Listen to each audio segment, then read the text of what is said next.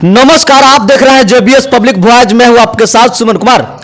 अभी हमारे बगल में है राजद के जिला अध्यक्ष शिवर उपेंद्र पासवान जी। और आपको बता दें कि अभी लोकसभा चुनाव है और लोकसभा चुनाव को लेकर के पूरे बिहार ही नहीं प्रदेश में भी कहीं ना कहीं लोग चर्चा का विषय बना हुआ है और हर जगह चुनावी बातें हो रही है। तो इसी बिंदु पर बात करेंगे, क्योंकि खासकर लोग ये अब अफवाह कहिए या जो भी कहिए, आप लोग अफवाह ये करते हैं, माने हर जगह फैलाते हैं कि पासवान समाज के लोग बीजेपी में जाते हैं चिराग पासवान के कारण। लेकिन यहाँ पासवान जी जिला अध्यक्ष हैं, तो इनसे हम जानेंगे। सबसे पहले आपको हमारे चैनल में स्वागत है। आप पहले तो आपका चैनल का बहुत बहुत धन्यवाद। और जहाँ तक आपके द्वारा कहा गया है कि लोग बीजेपी में जा रहे हैं, तो सर्वप्रथम आप मीडिया वाले हैं, आपसे ये कहना चाह रहे हैं कि पहले जो हमारा संविधान आरक्षण और निजीकरण जो हो रहा है उस पर चिराग पासवान जी का क्या बयान हुआ? आप पासवान समाज को धोखा दे रहे हैं। पासवान समाज का धोखा बीजेपी दे रहा है, जिसके विरोध में हमारे ऑल इंडिया बेसिस पर पासवान समाज एकत्रित होकर जो जहां महागठबंधन के प्रत्याशी है उनके साथ तटस्थ होकर खड़ा है। अगर इसमें कहीं संशय शंका हो तो आप गांव गंवई लेवल पर चले जाइए और सबसे उनसे पूछिए कि सच्चाई क्या है। और बीजेपी में जाने के लिए कह रहे हैं तो लोग माननीय प्रधानमंत्री जी खाता खुलवाए थे कि हम 15 लाख रुपया देंगे। लोग हमेशा खाता चेक कर रहा है कि 15 लाख आया कि नहीं। निजीकरण हो गया और काला धन आ गया। 2 करोड़ बेरोजगार का नौकरी जो कहे थे वो मिला कि नहीं। हर घर को पक्का मकान कहे थे कि मैं 22 तक हर गरीब को पक्का मकान बनवा देंगे। राम मंदिर बन गया। अरे राम मंदिर में भिखारी पैदा लेता है। विद्यालय विश्वविद्यालय कितना बना? आप ही बताइए कि ये हॉस्पिटल कितना बना? महंगाई कहाँ पर है? चरम सीमा पर है। 400 रुपये जो गैस था वो आज 1200 रुपये सिलेंडर बिक रहा है। ये पर न चर्चा कीजिए। भारत डिजिटल हो गया। भारत में आज 11 के सर्वे में 40 करोड़ बीपीएल परिवार में लोग थे। आज प्रधानमंत्री जी बोल रहे हैं 80 करोड़। जिस देश में 80 करोड़ गरीब हो, 5 किलो राशन पर जीने के लिए विवश करता हो, उस देश का तरक्की बता रहे हैं। किसान का दुगुना हो गया। अरे जो मुख्य मुद्दा है हमको ये बताइए कि बीजेपी का एजेंडा क्या है। पहले तो एजेंडा लाए थे, वो एक भी एजेंडा पर काम किए हैं? पहले उस पर न चर्चा कीजिए। 370 हट गया। 370 से क्या हटा है? तो कौन कौन जाकर जमीन खरीदा है कश्मीर में? हमको एक आदमी के नाम बताइए ना। 300। पूरे दुनिया मोदी से थर-थर काँप रहा है। मोदी से वो अडानी अंबानी वो थर-थर काँपेगा। दुनिया क्यों थर-थर काँपेगा? चीन हड़पिए लिया भारत को। आप देख रहे हैं 6 किलो नहीं 10 किलोमीटर में वो घर बना लिया है चीना कर। आई कहते हैं कि हमारा 56 इंच का सीना है। इस पर न चर्चा कीजिए। फिर भी 400 पार क्या कहेंगे?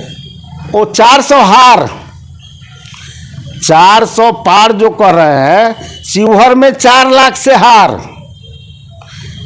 शिवहर में एक पासवान आरक्षण बचाने के लिए, निजीकरण को हटाने के लिए वो तटस्थ है। महागठबंधन के प्रत्याशी रितु जायसवाल जी को एक वोट पड़ेगा। आप देख रहे हैं यही मुख्यमंत्री महोदय माननीय हमारे नीतीश कुमार जी के साथ 17 महीना हमारे माननीय तेजस्वी जी शासन में थे, तो जब ये 10 लाख नौकरी का घोषणा किए तो माननीय मुख्यमंत्री जी बोल रहे थे कि अपने बाप के घर से पैसा लाओगे। आज 17 महीना में, 17 साल में जो नहीं कर पाए नीतीश जी, 17 महीना में 4 लाख बेरोजगार का नौकरी दिए, 5 लाख नियोजित शिक्षक को वो सरकारीकरण किए, आरक्षण की दायरा बढ़ाए, जातीय जनगणना कराए, क्या नहीं किए। आज तो हर बेरोजगार के जुबान पर है तेजस्वी, रोजगार तेजस्वी। जहाँ जाइए ये महंगाई के जे मार झेल रहा है, बीजेपी के नाम ले रहे हैं। चिराग पासवान आएंगे, सारे वोट को तिरछा पर दिलवाएंगे। चिराग पासवान पहले अपने यहाँ के पासवान को ठीक कर ले, वो जमाना लद गया। याद है चिराग पासवान जी खुद अपने एमपी है, उनके पिताजी माननीय हमारे स्वर्गीय रामविलास पासवान जी को डेरा से फोटो बिक दिया, बाबा साहेब को हमारे जो भगवान है उनका फोटो बिक दिया। वो डेरा क्यों नहीं दे दिया, वो क्वार्टर क्यों नहीं दे दिया चिराग पासवान? कोई कहते हैं कि हम मोदी के हनुमान हैं। क्यों मियाँ एक दिन में दोनों बाप चचा भतीजा को पार्टी तोड़ दिए? पासवान बेवकूफ़ है का? चिराग पासवान जी कहते हैं कि जो संपन्न दलित है आरक्षण छोड़ देना चाहिए। मैं चिराग पासवान जी के कहता हूँ कि पहले वो अपना आरक्षण छोड़ दे और जनरल सीट से लड़े ना। कई को पासवान को टिकट दिया है आज तक? अगर वंशवाद अगर है तो उनमें है। लोग चिराग चिराग चिराग, क्या चिराग? तेजस्वी पर परिवारवाद के लोग आरोप लगा रहे हैं। अरे खुद वो अपने परिवारवाद में है, चाचा भतीजा भाई बहनोई। बताइए ना किसी पासवान को अगर उन्होंने आज तक टिकट दिया है तो किसी को बढ़ने दिया? हाजीपुर में एक वीडियो वायरल हो रहा है हाजीपुर का, जहां नामांकन के दौरान चिराग पासवान जी जाते हैं और बाबा साहब भीमराव अंबेडकर की प्रतिमा पर शायद माल्यार्पण करते हैं। उसके बाद वहां पासवान समाज सहित दलित समाज के लोगों ने उसे 51 लीटर दूध से धोता है। कहीं ना कहीं चिराग पासवान का अपमान हुआ है, क्या कहेंगे? अपमान हुआ है, वो सही हुआ है। वो पासवान किसने कह दिया? वो तो नकली पासवान है। अगर पासवान होते तो पासवान समाज को उत्थान की बात करते। कब एक टिकट बता दीजिए। अगर उनको टिकट 5 टिकट मिला है अपने और बहनोई के सिवा, आप देख रहे हैं किन किन को टिकट दिया है?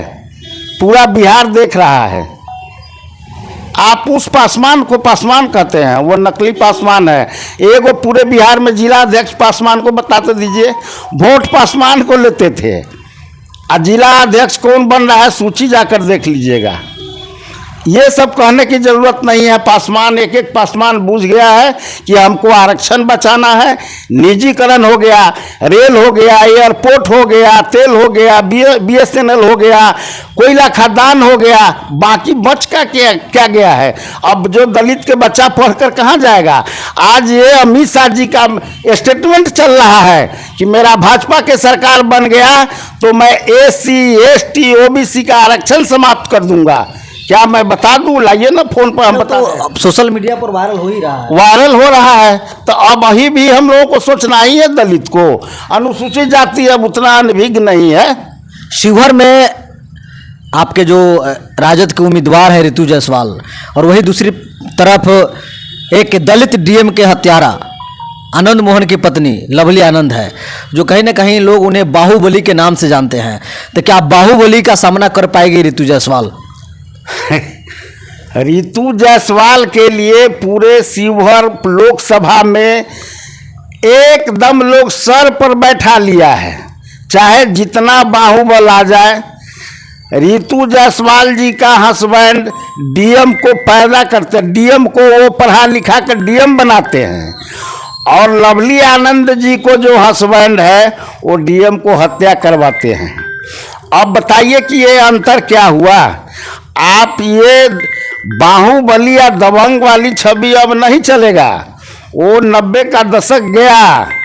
यहाँ पर घर घर जाइए, एक एक चप्पा चप्पा में, वार्ड वार्ड में घूम जाइए। 1800 गांव है। ऋतु जायसवाल, ऋतु जायसवाल। शिवहर में ऋतु जायसवाल क्यों जरूरी है? यहाँ शिक्षा है, स्वास्थ्य है, आप ये क्या कहते हैं, हॉस्पिटल है, उनके रहने से वो पढ़ी लिखी महिला है, उनके हस्बैंड IAS है, वो यहाँ शिक्षा के व्यवस्था को एकदम सुदृढ़ करेगा, विकास करेगा, इसलिए जरूरी है रितु जायसवाल। चलिए सर, बहुत बहुत धन्यवाद।